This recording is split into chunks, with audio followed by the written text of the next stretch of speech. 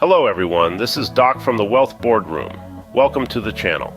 Today we're embarking on an exciting journey to financial freedom by exploring the concept of living without a car payment and building generational wealth. Now, you might be wondering, what exactly is a car payment? Well, it's the monthly expense you incur to pay off your car loan, which is calculated based on factors like the price of the vehicle, the interest rate, and the term of the loan. And it's not a small chunk of change either, with the average car payment often running into several hundreds of dollars. But what if I told you that there's a way to avoid this financial burden? A way to drive a car without being tied down by hefty monthly payments. Intrigued? Well, you should be. Stay tuned as we delve into the real cost of car payments and how you can avoid them. Car payments might seem like a feasible option, but have you ever wondered about their real cost? Let's start with the depreciation of car value. Cars are not investments, they are expenses. The moment you drive a new car off the lot, it loses its value and it continues to depreciate with time and use.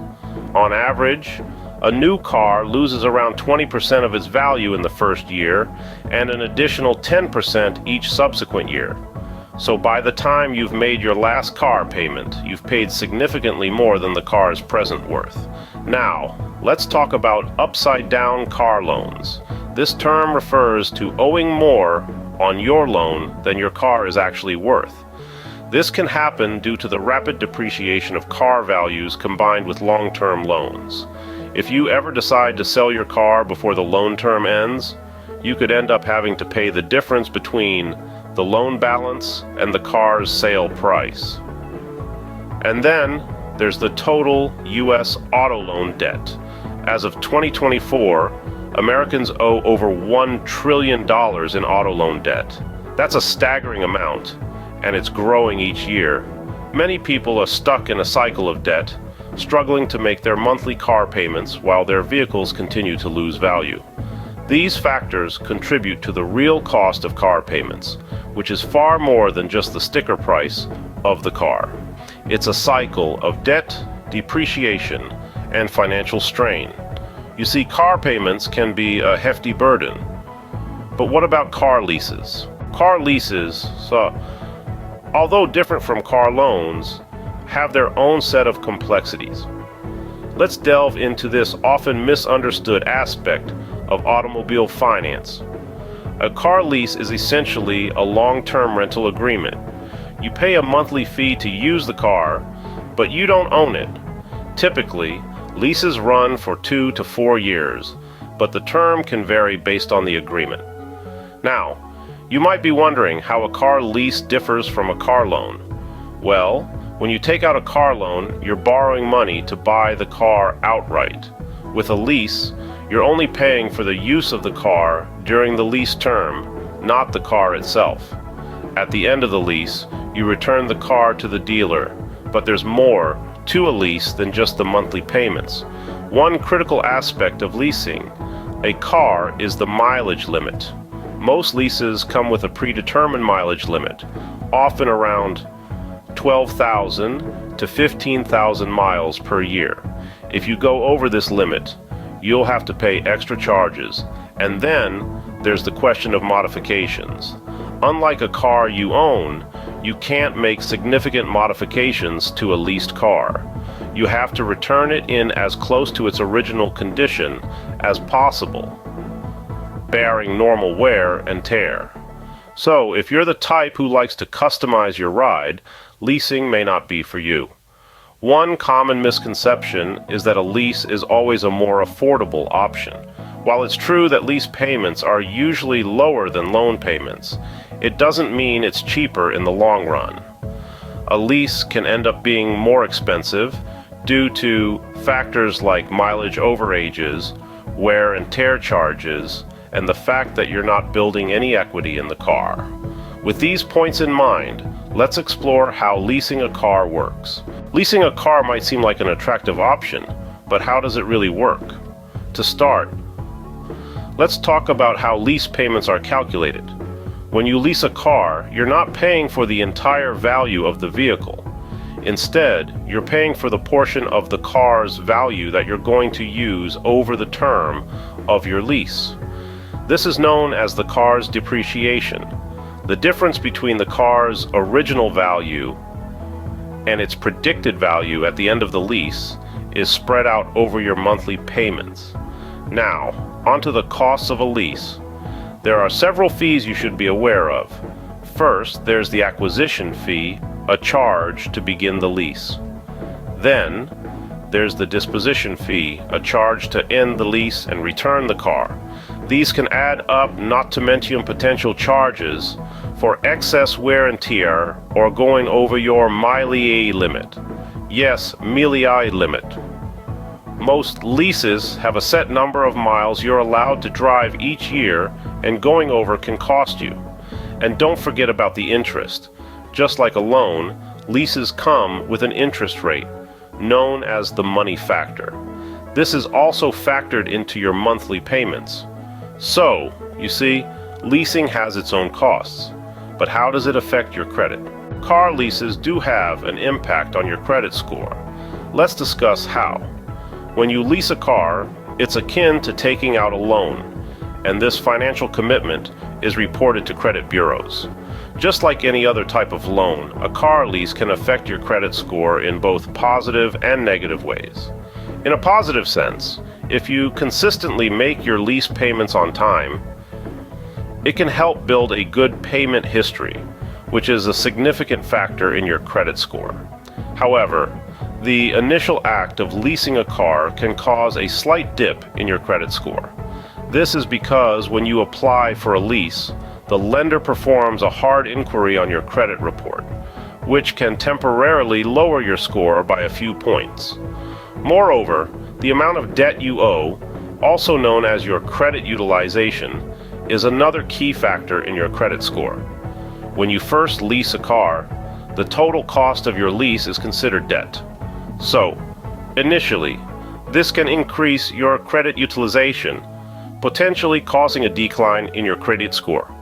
However, as you make payments and the balance of your lease decreases, so does your credit utilization, which can have a positive effect on your credit score. It's important to note that the impact of a car lease on your credit score largely depends on your overall financial behavior. Now, let's dig into why leasing a car might not be the best option. Leasing a car has its pitfalls. Here's why you might want to reconsider.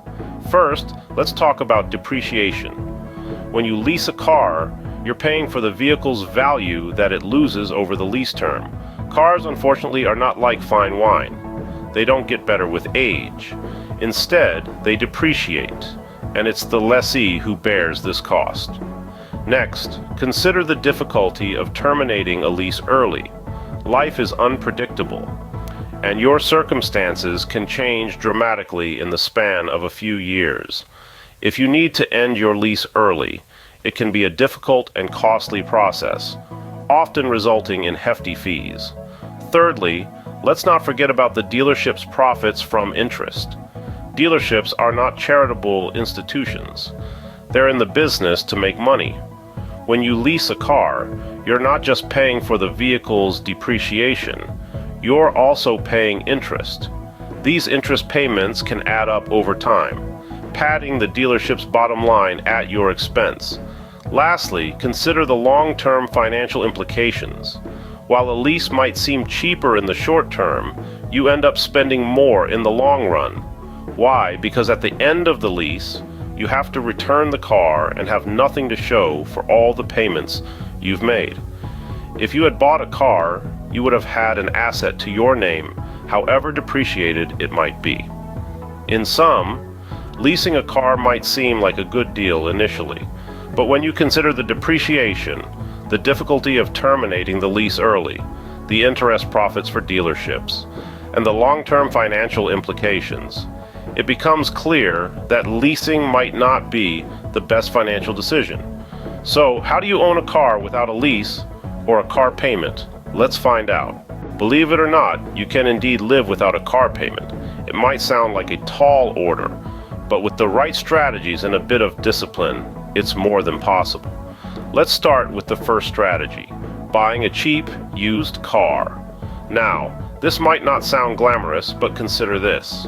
A well-maintained, reliable used car can get you from point A to point B just as effectively as a brand new one. And the best part? It's yours, free and clear, no monthly payments, no interest, no debt. Moving on to the second strategy, saving what you would have spent on your car payment. Imagine that every month, instead of sending that money off to a finance company, you put it into a savings account. Over time, this money can add up to a significant amount. You could use it to buy a better car in cash, or even better, invest it. Which brings us to our third strategy, investing the money.